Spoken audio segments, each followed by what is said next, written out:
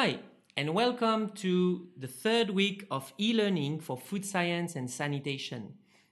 This week, the class was focused on the growth of microorganisms, and in this video, we are going to discuss further different type of microorganisms. During the class, if you remember well, it was discussed that many microorganisms are pathogen. It means that they are technically bad for health or bad for humans, such as virus that can give you a flu, for example, or certain bacteria that can cause food poisoning. So we have seen that some microorganisms are pathogen. So to start today's topic, let's look at a few questions. The first is, are all microorganisms dangerous for health? We have seen the pathogen, but what if some actually are beneficial? What if some are needed or good for us or good for different purpose? Well, I'm sure some of you already have an idea of the answer. Like human being, yes, they are good and bad, so it means some microorganisms are necessary for us. First, we have some microorganisms in our body. Naturally, our body has microorganisms that are permanently in the body, and if the microorganism disappear, then you get sick. So it means part of the mechanic of the body works based on certain microorganisms. But microorganisms can be used for a lot of purposes and sometimes even used to cure other microorganisms. I know it sounds strange, but we use microorganisms to cure disease caused by microorganisms. Now, let's move on with another question. If some microorganisms are good, we have seen that they can be eventually good for health to cure. We have seen that they need to be in our body, or certain microorganisms are permanently in the body. But are they used in food productions? It means when we are cooking, we always try to avoid bacteria and microorganisms in general, right? We try to avoid it by cleaning our hands, by cleaning our chopping boards. So we try to avoid microorganisms in food production when we cook. But what if some of them are needed to make certain type of food, right? Well, this one, the answer is clear. It's definitely yes. We know that some food products need to be made using microorganisms. So what are they? I'm sure you already have a few ideas in mind. If you think about certain countries like France or Europe, definitely people will tell you that the most famous product that use microorganisms is cheese, definitely. But there is more than that. You have yogurt, you have bread, and another example that is extremely famous is kimchi. To make kimchi, you need fermentation, so it means you need microorganism. You also have pickles, like if you have some pickles cucumber, for example, you also have alcohol through the process of fermentation. So all these products are obtained thanks to microorganism. So now let's watch a video to see different type of good microorganism, or at least different type of microorganism that are used for food production. Where does bread get its fluffiness? Swiss cheese its holes? And what makes vinegar so sour? These foods may taste completely different, but all of these phenomena come from tiny organisms chowing down on sugar and belching up some culinary byproducts. Let's start with yeast. Yeast are single-celled fungi used to make bread, beer, and wine, among other products. Yeast break down carbohydrates like sugar to get energy and the molecules they need to function. They have two different ways to do this: the oxygen-dependent or aerobic pathway and the oxygen-independent anaerobic pathway, which is also called fermentation. When you bake bread, yeast can use both pathways, but they normally prefer to start with the anaerobic process of fermentation. In this process, ethanol is produced in addition to CO2. No, bread isn't alcoholic. Small amounts of alcohol that are secreted evaporate during baking.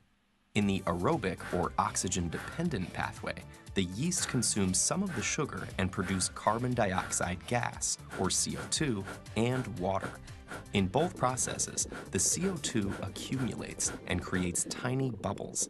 These bubbles get trapped by gluten, and create a sponge-like structure that gives the bread its soft texture. Wine also relies on yeast, but a winemaking setup keeps the oxygen levels low so that yeast consume sugar using fermentation, the anaerobic pathway. The process often starts with wild yeasts already hanging out on the grapes. But to get consistent results, most winemakers also add carefully selected strains of yeast that can tolerate high levels of alcohol. The yeast consume the sugar in the grape juice, and as the sugar level drops, the alcohol level rises. This doesn't necessarily mean that sweeter wines have less alcohol. Different types of grapes start with different amounts of sugar, and sugar can also be added. What happens to the carbon dioxide? It just bubbles away through a vent. In carbonated alcoholic beverages like champagne and beer, sealed containers are used in primary or secondary fermentation to keep the carbon dioxide in the bottle. Wine also introduces us to our second type of food-producing microorganism, bacteria. A special strain of bacteria turns a tart compound in grape juice into softer tasting ones that are responsible for some of the flavors in red wines and Chardonnays. Another type of bacteria, called acetic acid bacteria, isn't so desirable in wine, but they have their function too. If there's oxygen around, these bacteria convert the ethanol in wine into, well, acetic acid. Let this process continue, and you'll eventually get vinegar. Ugh. Bacteria are the key for cheese, too. To make cheese, milk is inoculated with bacteria. The bacteria gobble up the lactose, a kind of sugar, and produce lactic acid, along with many other chemicals. As the milk gets more and more acidic, its proteins start to aggregate and curdle. That's why spoiled milk is clumpy. Cheesemakers usually add an enzyme called rennet, naturally found inside of cows, goats, and some other mammals, to help this process along. Eventually, those little curdles turn into bigger curds, which are pressed to squeeze out the water and create a firm cheese. Different strains of bacteria make different kinds of cheese. For example, a species of bacteria that emits carbon dioxide is what gives Swiss cheese its characteristic holes. Some cheeses, brie and camembert, use another kind of microorganism too, mold. So your kitchen functions as a sort of biotechnology lab, manned by microorganisms that culture your cuisine. Yogurt, soy sauce, sour cream, sauerkraut, kefir, kimchi, kombucha, cheddar, challah, pita, and naan. But maybe not all at the same dinner. I hope you enjoyed the video, and now it's time to do a bit of work. The video share with you the different type of microorganisms that are used in food productions, or at least the most famous one. So you can rewatch the video if you need to, and you need to answer the following questions right here. You need to answer the 7 questions, and you need to type the question and write your answer on a Word document. So before we look at the question one by one, let's clarify how you are going to submit your work. You open a Word document, Microsoft Word, you type all the question and you type your answer. So it should be question, answer, question, answer, question, answer. After, you save your Microsoft Word document and you email it to this email address. In the email subject, please indicate your full name and your student ID number in the subject. There is no need to write any content in the email. Just write your full name and student ID in the subject and attach your Word document. Do not forget to attach your Word document. So let's look at the questions together. What are the 3 types of microorganisms introduced in the video? Please answer with a full sentence. It's very important for the future class test and the future final examination that you really start your sentence by the 3 types of microorganisms are, and then you write. So you need to start writing your answers with a full sentence, not just the 3 names, right? The 3 types are.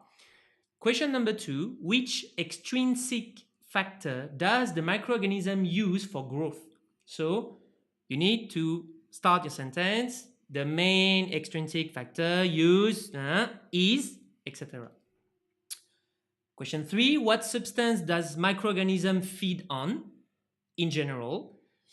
Then question 4, which food items often consumed in Malaysia are made of microorganisms? This one, we would like you to think of 3 types of food. It can be a dish or it can be something that is manufactured in a factory that are consumed in the Malaysian food diet. It means that it's a Malaysian food and that is using microorganisms.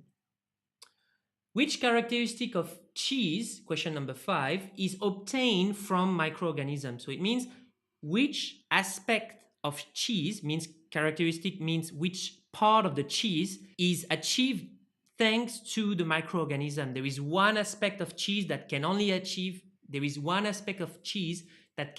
achieved with microorganism. Question 6, same, but for wine. Which characteristic of wine is obtained thanks to microorganism? The final question, which characteristic of bread is obtained with microorganism? So I hope you enjoy this e-learning content. It's broadening your knowledge of microorganism and it's enlarging your view in a sense that now you know that they are pathogen and they are beneficial, means they are bacteria that are good for health and needed to make certain type of food. And finally, some of them, we haven't really discussed that part, but it's something you study when you study biology. Certain part of your body have full-time microorganism living in it, which is needed for the body. Thank you so much. All the best for the questions. Don't forget to do your e-learning before the next class. Take care. Bye-bye.